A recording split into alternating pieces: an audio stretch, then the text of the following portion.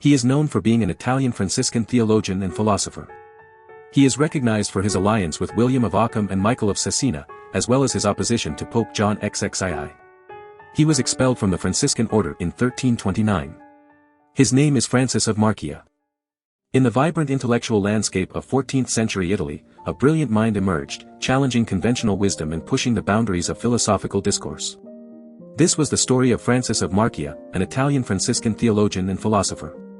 Born in the heart of a tumultuous era, Francis's journey was marked by his association with renowned figures like William of Ockham and Michael of Cesena, as well as his opposition to Pope John XXII. A pivotal moment in Francis's life occurred when he embarked on a profound exploration of Peter Lombard's sentences.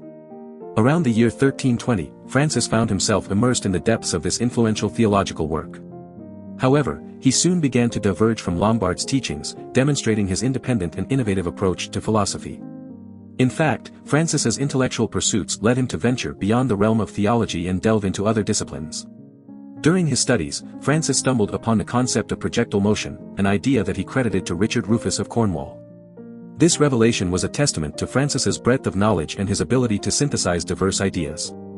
His unique perspectives earned him the nickname Dr. Succinctus, highlighting his reputation as a concise and insightful thinker. Francis of Marchia's story was not one of conformity, but rather of intellectual rebellion and intellectual curiosity. His contributions to philosophy and theology went beyond the confines of his time, inspiring generations of thinkers to question, explore, and challenge the status quo. His legacy stood as a testament to the power of independent thought and the pursuit of knowledge, leaving an indelible mark on the annals of intellectual history. In the world of philosophy, Francis of Marchia stood out as a thinker who delved into the origins of property rights. His exploration was driven by the Franciscan belief in the absolute poverty of Christ. He sought to determine when and where property rights originated, ultimately challenging the prevailing views of his time. Marchia distinguished between two types of dominia, the dominium before the fall and the dominium after. The dominium before the fall, known as the dominion of the prelapsarian state, was a time when all of God's creatures lived in harmony, connected to one another, and shared in God's creation. However, the dominium after the fall was caused by the first sin of Adam, which made the issue of property rights distinctly human. Marchia made a thought-provoking observation, stating that divine permission for the fall of man is a consequence of God's willing that Christ be the Redeemer. He believed that the fall was not an antecedent but a result of the incarnation. This perspective challenged the traditional understanding of the relationship between sin and property. While acknowledging that sin played a role in the emergence of property rights, Marchia disagreed with the prevailing belief that sin immediately brought about the concept of property. He argued that it was human law, not divine law, that was responsible for the formation of property rights.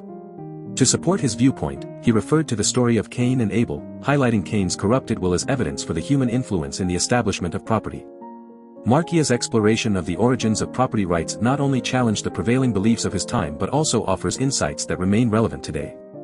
His emphasis on the role of human law in forming property rights prompts us to consider the societal and legal constructs that shape our understanding of ownership in our daily lives. By questioning the traditional narratives, Marchia encourages us to critically examine the foundations of property rights and their implications for society. Francis of Marchia, a Franciscan philosopher from the medieval period, made significant contributions to the field of physics with his theory of projectile motion, known as virtus derelicta. This theory, described in his commentaries on sentences explaining the consecration of the Eucharist, aimed to provide a comprehensive explanation for both natural and supernatural phenomena.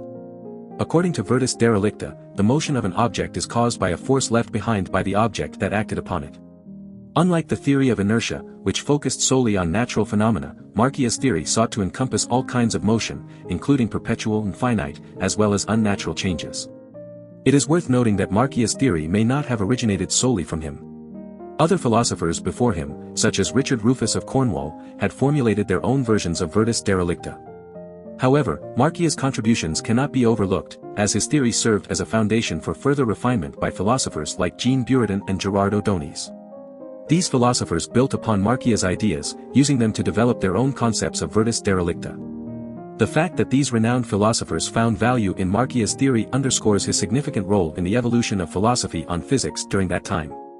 It is a testament to the depth and relevance of his work. Marchia's theory of projectile motion, virtus derelicta, provides us with a framework to understand the forces behind the motion of objects. While it may have originated centuries ago, its principles can still be applied in our daily lives. By recognizing that motion is influenced by the forces that act upon an object, we can better understand and navigate the world around us, whether it be in the realm of physics or in our personal lives. Marchia, a renowned philosopher of the Middle Ages, delved into the intricate workings of the human will and its relationship to action and moral responsibility. He posited that the will is the driving force behind our actions, determining whether we act in accordance with rational judgment or against it. In essence, the will serves as the bridge between our judgments and our actions, playing a pivotal role in the concept of free will and moral culpability. According to Marchia, without the will, our judgments would compel us to act automatically, negating the notion of free will. He emphasized that the will has the power to choose and decide upon a course of action, either aligning with our judgments or going against them. This recognition of the will's agency highlights its pivotal role in shaping our actions and moral choices.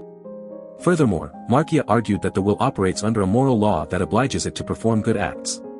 This moral obligation is what gives rise to the concept of sin. Without this obligation, there would be no basis for moral transgressions. Marchia's exploration of the relationship between the will and moral responsibility sheds light on the complexity of human decision-making and the inherent moral framework within which it operates. To address the question of how the will can act contrary to its moral obligation, Marchia made a crucial distinction between apprehensive and judicative acts. Apprehensive acts, which are necessary for the will to function, stem from intellectual cognitions and judgments.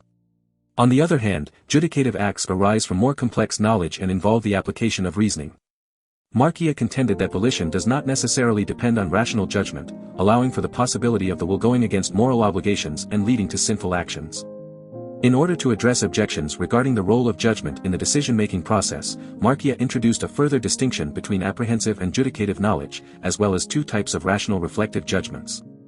These distinctions allow for the will to select one judgment over another, giving certain judgments greater weight due to their alignment with the will's choices. Marchia's nuanced understanding of the interplay between judgment, the will, and action provides valuable insights into human decision-making and moral responsibility. Do you want to explore more philosophers? Who do you want to see featured next? Subscribe and leave a comment below to let me know. I'll see you in the next video.